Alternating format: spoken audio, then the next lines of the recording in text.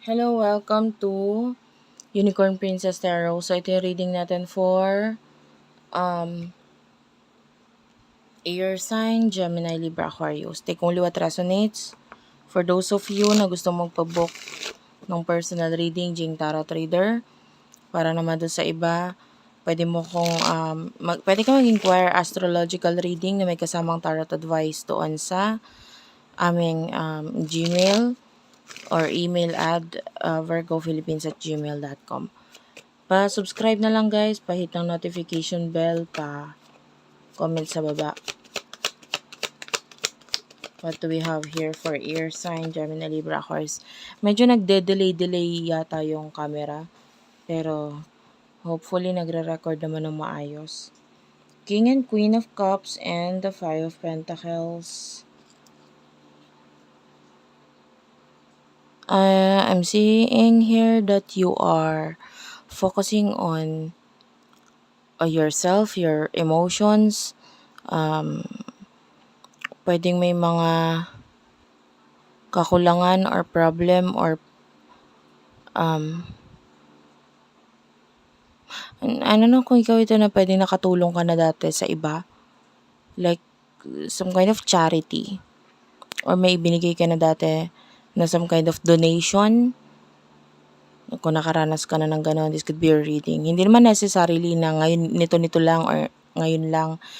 Pero kahit maybe in the past, no, you are a very loving person. You could be dealing with the water sign. So anyway, you're making changes pagdating sa iyong sarili, especially may kinalaman sa pera. Pwedeng some kind of ending or mahirap na sitwasyon ang nangyayari sa inyo ng person na ito. Itong person na ito, work. Yun yung ginagawa niya, career, work, busy. Ace of Wands is here. You do have your Ace of Cups. Gusto ko i-clarify yung dalawang ace. What's with the Ace of Wands and Ace of Cups, please? Oh, at the bottom of the deck, there's the Ace of Swords. This could be a twin flame, guys. This could be a soulmate or twin flame connection. Hindi ko dapat babanggitin yun kanina kung wala pa akong makukuhang mga symbols or other messages na nagpa-particularly na may kinalaman sa twin flame. Kasi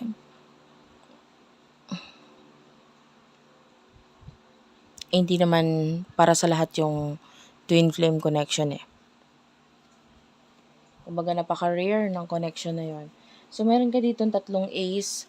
So that's an angel number is 1111 111 111 tatlong 1 lang pala. And you do have here the sun, this is Leo energy, and the High Priestess.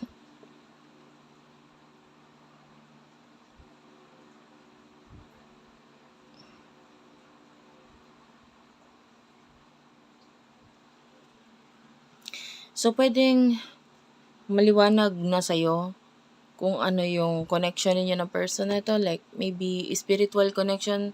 Kasi High Priestess is a very spiritual person or a spiritual card. Tapos with the sun, pwedeng maliwanag na sa'yo kung ano yung connection ninyo. So, yung iba, alam mo, kung may question ka pa sa connection ninyo, or hindi mo pa alam yung twin flame, maybe this is not yet your reading kasi sa nakikita natin, gising ka na doon, alam mo na yon. Yung person na to, para hindi siya masaktan, ginagawa niya, nagpapaka-busy siya. I feel like may mga gusto siyang i-offer sa'yo, like maybe some kind of new beginning. Pero, ang hirap eh. Pwedeng yung person mo, sobrang nasasaktan siya, hindi siya makaalis sa sitwasyon niya, or maybe lugar kung nasaan siya. Para siyang na-stuck dyan. Emotion ninyo sa isa't isa. Ang taong ito. For the sign of air sign, emosyon ninyo sa isa't isa. Pasensya ka na po talaga kasi talaga naglalag yung aking camera. Hindi ko lang siya talaga ma-stop na talaga nagtutuloy-tuloy na lang siya eh. Akala ko kanina medyo maayos-ayos pa siya. Toyo is here and you do have here twin flame la. Ayan na nga eh, sinasabi ko. This could be a twin flame connection. Twin flame, hindi pa tapos. Clarify the toyo, please. What's with the toyo?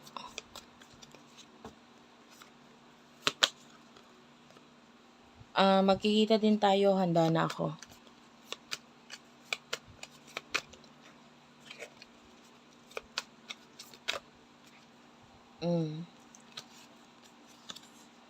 You do have your Manny Pacquiao and new beginning. Emotion ninyo sa isa't isa. Past life connection. One more card. Yan, napakalakas ng soulmate connection sa inyong dalawa. Color game or perya. One last card. You do have here lata. And birong totoo. For what I can see here, emotion mo para sa person na to, sa totoo lang, pwedeng literal, may toyo ka. May times mahal mo siya, may times na parang, wait lang, ano ba, anong gagawin ko? Parang ganun. I-push ko ba to? Hindi. Parang ganun. Push and pull, lalo na with the twin flame.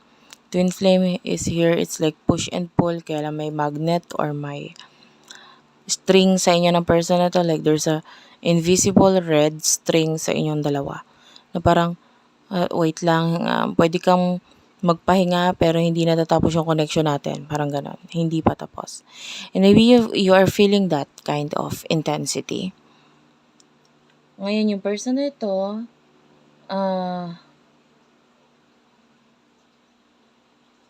I don't know, this person is willing to play or willing to fight. This person is na-challenge siya sa connection ninyo and gusto niya ng new beginning. Honestly, pwedeng itong person na to, nahihirapan siya pero at the same time, na-challenge siya sa connection nito. Like, ito yung pinaka-connection na never been experienced sa buhay niya in the past. And na-enjoy itong person na to sa connection ninyo dahil dun sa mga challenges na yon. Mas lalo nagiging intense.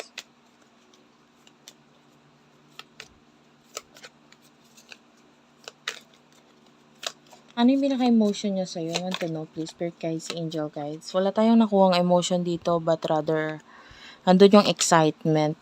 You do have your panalangin.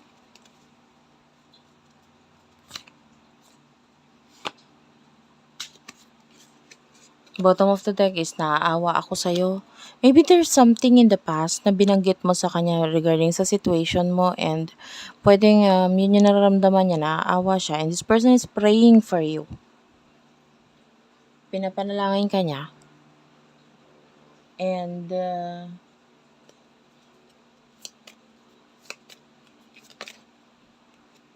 you do have your saranggola. Universe na ang bahala. So, I feel like itong person na ito,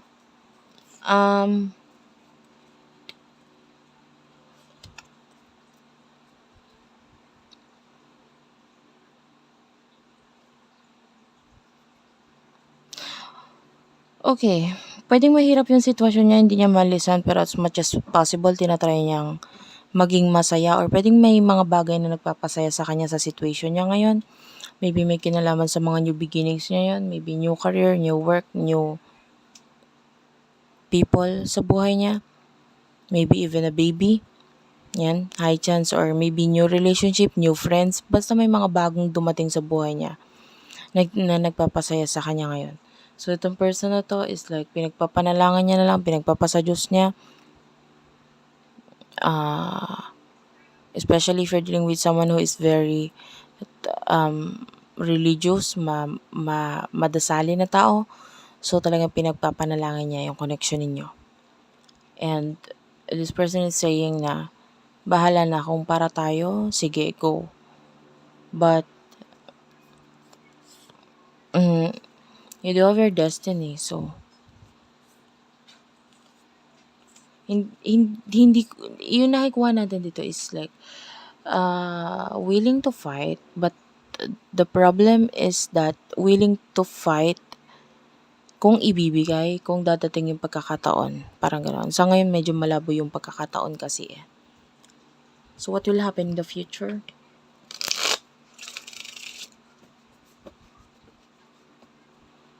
Sa inyong dalawa. In the near future for the both of you. Lapis.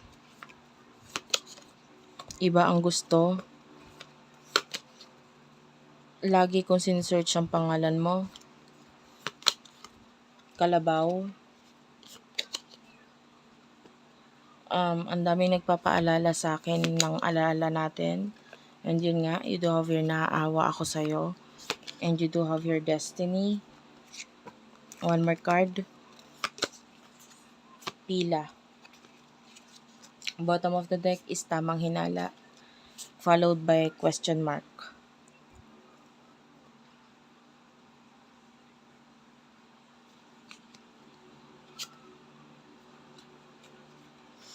Meron pang lumabas dito na card which is Zelda, makakalaya na ako.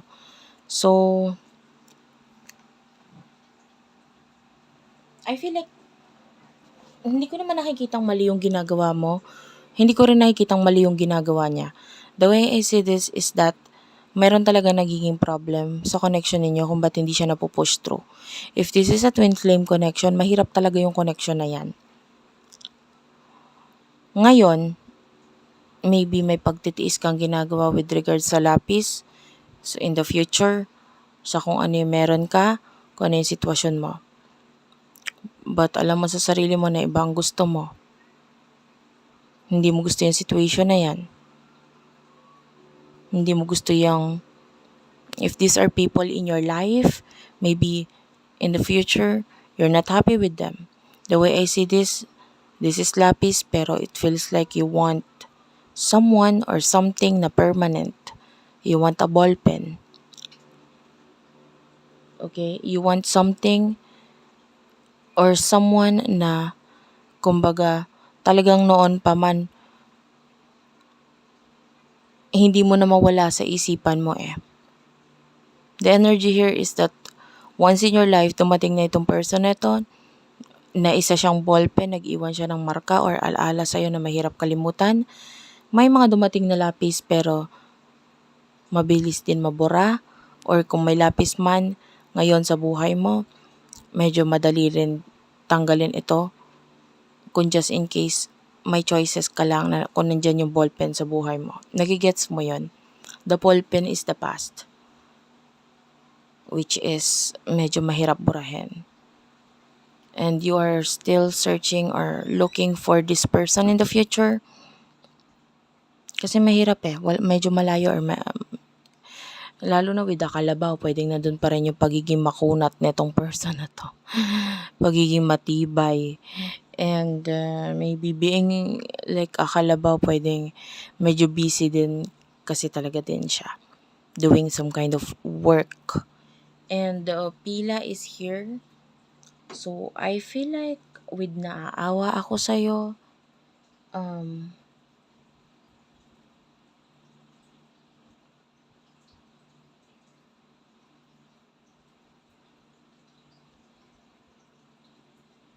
may nakikita nga pala akong laser. I don't know, something to do with laser.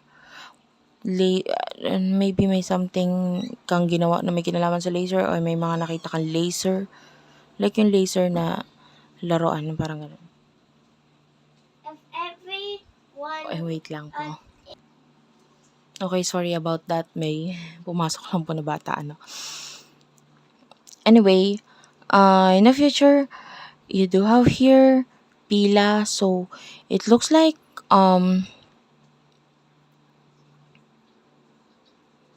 pagtingin ko nga pala ng, habang nire-record ko to, I just saw the number 1441 at saka 1444.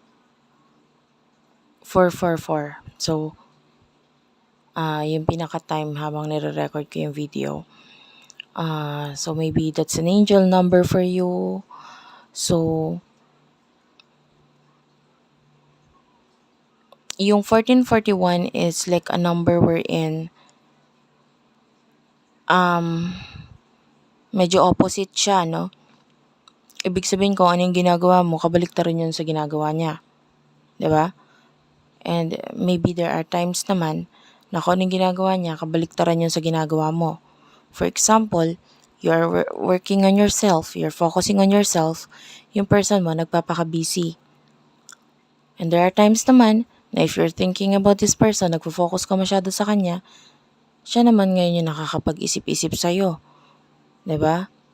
And both of you with the number 4, 444, parehong ginagamit ninyo yung pagka-busy or yung stability, yung career para kalimutan or mawaglit sa pag-iisip sa connection na ito na sobrang intense.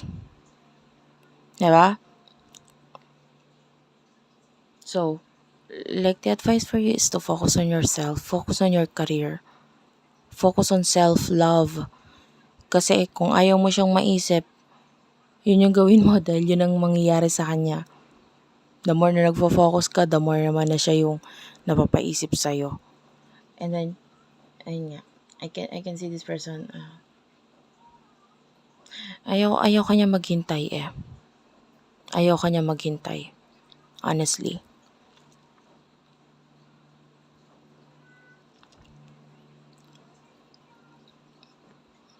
Gusto kang gawing special or, with the pila, it's like, ikaw ang gusto niyang i-priority eh. Kaya lang hindi pwede, parang hindi ka pwedeng mauna. Kumbaga katulad nga ng destiny, katulad ng tadhana, may tamang panahon para sa inyo. Kailangan lang maging matyaga, kailangan lang maghintay, kailangan lang mag-ready. Katulad ng isang pila, pumipila ka, maybe in the past, dumating ka sa harapan niya pero kulang ang dokumentong hawak mo. O kailangan mo pa rin umalis, parang ganon. Nagigets niyo po? Yung ibig ko sabihin dokumento, maybe karanasan sa buhay or etc. Lesson sa buhay, etc. And then you need to prepare this. And now nakikita natin that you are ready. Lalo na nandito yung lapis, And nasan yung ballpen? Ayun. Hawak nitong nasa pila. Nasa dulo. And I feel like you are already ready. But yung person na ito naman, pwedeng may mga iba namang tao na minamarkahan din siya sa buhay niya or situation sa buhay niya na kailangan niyang ayusin. Yan. Pero ayaw kanyang maghintay. Pero parang parehong wala kayong choice kundi maghintay. Okay? So, that's it for now. Thank you for watching, guys. I love you all. And if ever na meron kang situation na parang alam niyang hindi okay para sa'yo, nakakaramdam tayo ng feeling sa kanya na parang ayaw niya na nandiyan ka sa sitwasyon na yan. Gusto kanyang alisin dyan. Pero I feel like wala siyang kakayahan, wala siyang power to do that. And yeah, thank you for watching. I love you all and bye-bye.